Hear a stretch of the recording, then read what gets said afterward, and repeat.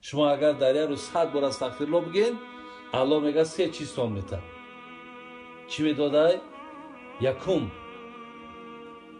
من کل ضیق مخرج. چی مشکلات داری؟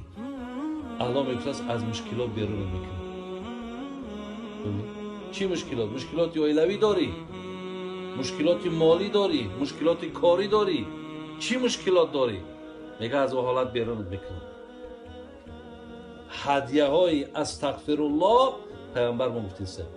دو، من کل همین فرج، تمام غم ها تا به شادی مبدل میکنم.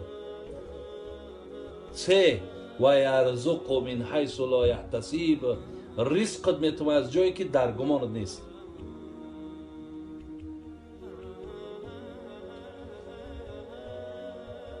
زیلی هاست برادرای عزیز و گرامی، خلاص